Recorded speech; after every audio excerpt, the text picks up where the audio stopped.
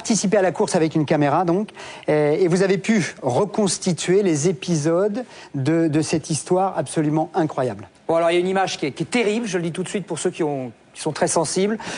Mais il fallait montrer cette image, il fallait montrer la progression de cette histoire pour que ça serve d'exemple et qu'on fasse attention. Messieurs les organisateurs, ne faites pas n'importe quoi. Les marathoniens sont des sportifs de haut niveau. Quand on fait n'importe quoi, Gérard, voilà ce qui se passe. Voilà, alors aujourd'hui, bienvenue à Athènes. Athènes, se court aujourd'hui le marathon. Pour Philippe, ce devait être une fête. Coureur et vidéaste amateur, avec ses copains des foulées de Roquebrune, il s'est payé le voyage. Mais ce marathon d'Athènes a un parfum particulier. Ah, c'est une course de très haut niveau, mais l'organisation est plutôt légère. Regardez, nous sommes en 2004 et un chien s'est lancé à la poursuite du peloton de tête. Et dans le peloton de tête cette année se trouve James Kipkemboy, 28 ans, victime d'une terrible défaillance à 1 kilomètre de l'arrivée. James, il arrive, il va de droite à gauche, il est complètement, disons, désorienté et il vient se mettre à mes pieds. Moi, je mets juste la tête, j'ai juste le temps de mettre ma main sous sa tête pour pas qu'il heurte le béton. Pour moi, il est dans le coma, enfin, hypoglycémie, il est plus conscient. Ça dure combien de temps, cette affaire ? Avant l'arrivée de l'ambulance, 6 minutes 30. 6 minutes 30, c'est une éternité. C'est long, très long. Pas d'ambulance. Oh! You can hear me? Vous pouvez m'entendre, monsieur ? Can you hear me? Vous m'entendez ?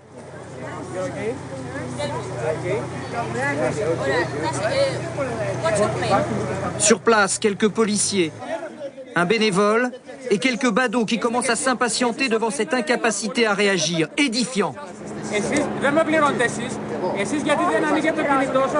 Bon, alors l'ambulance arrive. L'ambulance arrive, et alors lui, il se lève et il repart.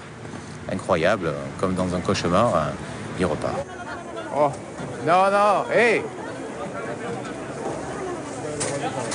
Non. J'y cours après parce que je me suis dit, là, il va retomber dans 50 mètres, c'est pas possible. Il est resté 8 minutes par terre, il peut pas repartir comme ça. Non!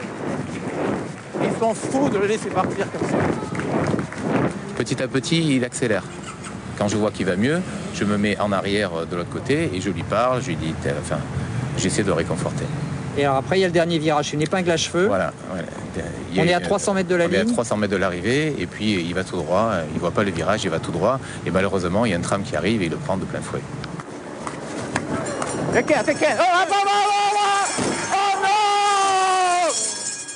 Constat terrible, il n'y avait pas de barrière, pas de protection à l'endroit le plus dangereux du marathon.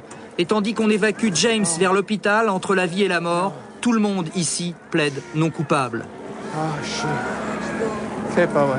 Pas de nouvelles de James, on a l'impression quand on lui regarde Internet que ce garçon s'est volatilisé. On dirait qu'il a disparu médiatiquement et j'espère qu'avec ce film, on pourra le faire renaître.